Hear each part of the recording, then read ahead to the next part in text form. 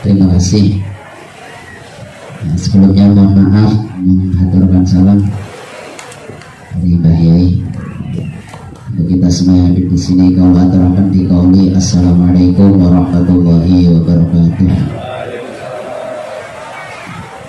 Ya, minta dimaafkan, minta maklumnya, karena memang lagi suasana Idul Fitri, suasana Lebaran. Jadi Mbah Yai belum bisa kesini. Ya intinya mah karena ya nggak pantas ketika pondok didatengin banyak orang, tuan rumahnya malah ke Indramayu. Nah, besok Selasa itu halal bihalal. Gitu. Mangga sing badhe mudik kowe lali oleh halal bihalal besok Selasa ini. Kotoran mangga, beca ya kena, sepur ya oleh, pribadi ya kena. Apa jadi jenengan bela? Jadi yang penting intinya tetap ngaji, ya. Karena sekarang ilmu itu mulai membingungkan. Misal kayak di sini ngaji terus, ini istiqomah apa memprei? Ini kan keder ya. Ini hanya gambaran.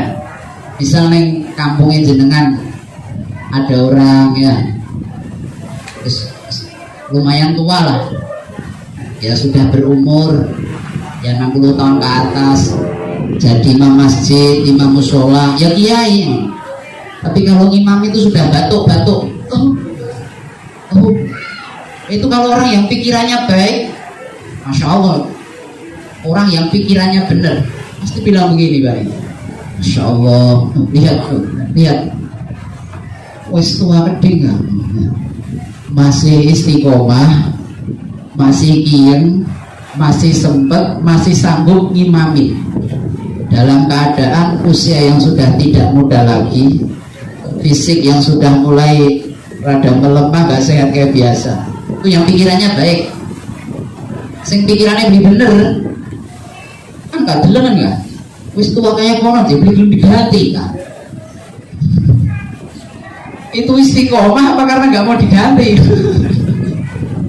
Apa karena gak mau regenerasi? Kita baik, gak bisa.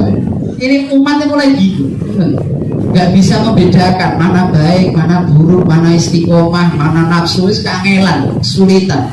Itu contoh kecil. Misalnya ngimami terus, yang pikirannya baik, wah istiqomah sampai tua meskipun batuk-batuk masih kiyang ngimami. Tapi si pikirannya orang bener, enggak, terus tua kayak ngono, terus batuk-batuk, kayak mau belum diganti jadi imam. Ini buyut. Ya, ya mohon maaf gitu. Mumpung masih suasana Idul Fitri ya, suasana Lebaran, pula mewakili keluarga besar Pondok Pesantren Darul Rohmah Al Hidayah 3 Cikawung dan seluruh keluarga besar Pondok Darul Rohmah Candi umumnya, khususnya kepada beliau sebagai tentunya selama kenal, selama bertemu, selama ngumpul banyak kesalahan, baik yang disengaja ataupun yang tidak disengaja, baik dari ucapan, tingkah laku, sikap, kepribadian yang kurang berkenan di hati Bapak Ibu para jamiah di Thariqah. Memohon maaf yang sebesar-besarnya, mohon dihalalkan minal aidina wal faizin wal maqbulin taqabbalallahu minna amikum. Itu ya, dimaafkan ya. Nah niki sebelum kesana, sebelum jauh-jauh, sedikit dongeng dulu. Kalau takbir ya, Allahu Akbar, Allahu Akbar, Allahu Akbar, La ilaha illallah, Wallahu Akbar, Allahu Akbar, walillahil hamd. Itu ya, hafal semua tuh. Nah, hafal di luar kepala, karena di luar kepala malah gak ada yang masuk jadi.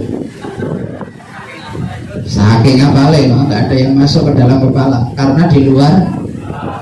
Aslinya kalau ngaji itu mestinya ke dalam kepala apa keluar kepala? Dalam kepala. Ya, tapi umumnya orang kalau saking hafalnya sampai di luar. Karena kalau ngantuk-ngantuk merem-merem gak masih hafal. Jadi sejarah ringkas namanya.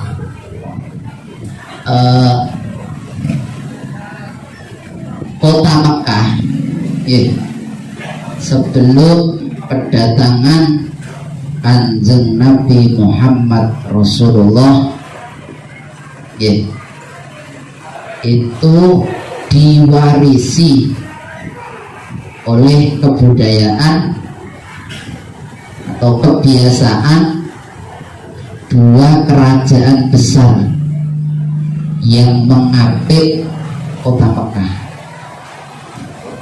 Dua kerajaan besar itu, satu Romawi, dua Persia.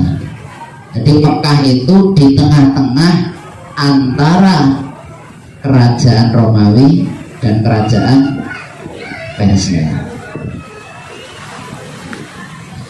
Dua kerajaan ini mewarisi budaya kebiasaan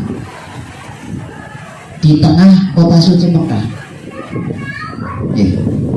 Hingga datanglah seorang rasul dari kalangan mereka sendiri yang dikenal dengan nama Muhammad bin Abdillah. Bisa sampai sini ngerti? Jadi sebelum Kanjeng Nabi datang atau diutus jadi rasul, itu di Mekah sudah ada hari raya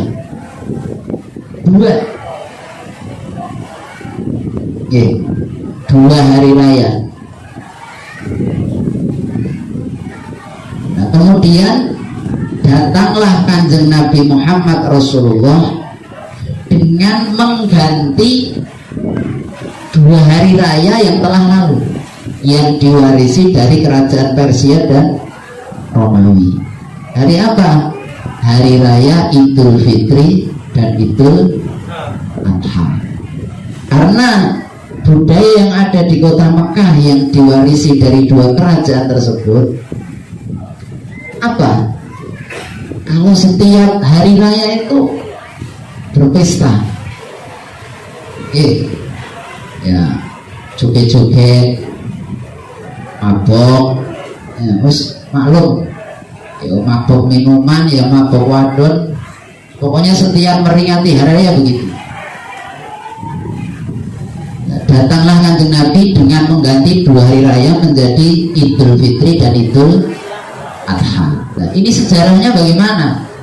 Setiap 1 Syawal, setiap tahun ini kita sering mendengar ucapan minal aidina wal faizin. Bener gak? Wis kuwi jagat wetan tekan jagat kulon. Kalau hari raya yang diucapkan minal aidina wal faizin, taqabbalallahu minna wa minkum, itu asalnya dari mana? Ringkas cerita, disyariatkannya sholat Idul Fitri itu pada tahun ke-1 Hijriah. Jadi ada kesunahan sholat Idul Fitri itu 1 Hijriah. Semenjak Kanjeng Nabi berpindah dari kota suci Mekah menuju kota Madinah. Tapi beliau Kanjeng Nabi Muhammad Rasulullah baru bisa melaksanakan sholat Idul Fitri itu pada tahun kedua Hijriah. Kenapa? Masyhur kita dengar pada tanggal 17 Ramadan tahun kedua Hijriah, Kanjeng Nabi Muhammad dan para sahabatnya kaum Muhajirin dan Ansor dari kota Madinah berperang di lembah Badar di tanggal 17 Ramadan tahun kedua Hijriah. Nah, 17 Ramadan.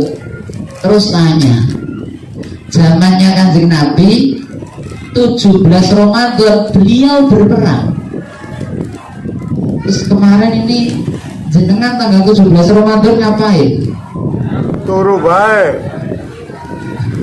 Mikir THR. Oke. Kalau Kanjeng Nabi 17 Ramadan berperang melawan kafir Quraisy.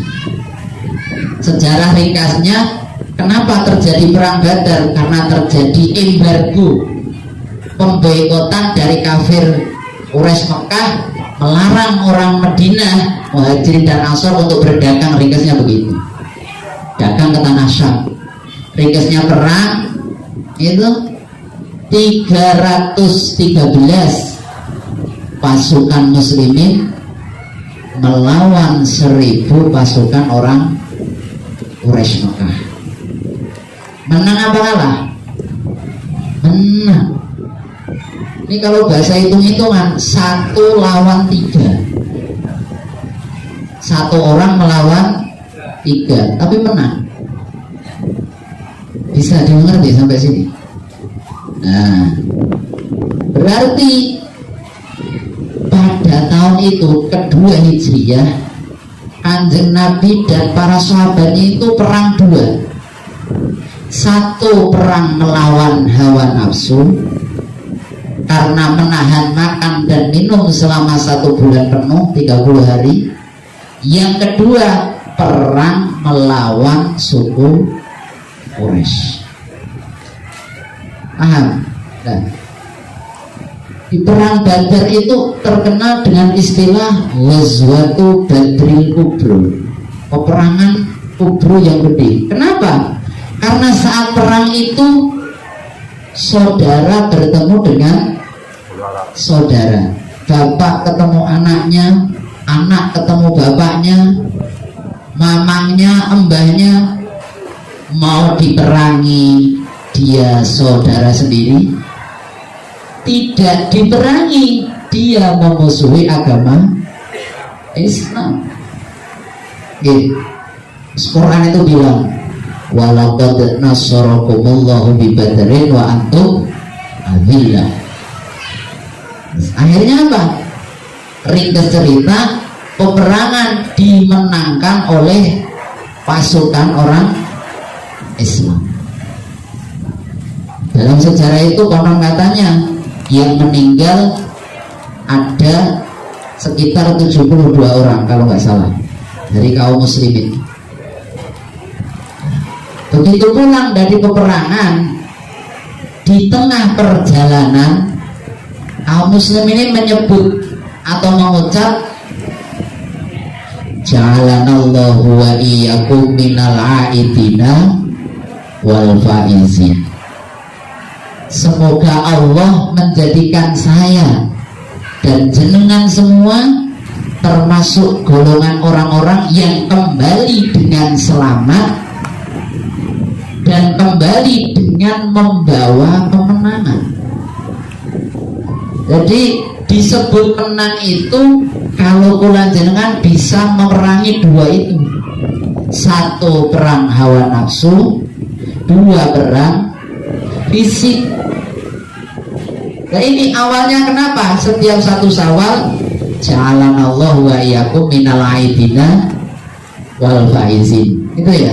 Nah ketika bertemu dengan sahabat yang lain saling bersalaman, saling berpelukan, terus mengucap, satu di antara mereka saling mengucapkan taqabbalallahu minna wa minkum. Di situ juga mengucap taqabbalallahu minna wa minkum. Pintere ulama ditambahi siyamana wa siyamakum. Tapi asli ceritanya begitu. Jadi ucapan Idul Fitri yang masyhur sampai hari kita dengar taqabbalallahu minna wa minkum minal aidin wal faizin itu berawal dari sejarah kemenangannya pasukan muslim melawan pasukan Quraisy pada saat perang Badar, tepatnya tanggal 17 Ramadan tahun kedua Hijriah. Bisa dimengerti? Paham?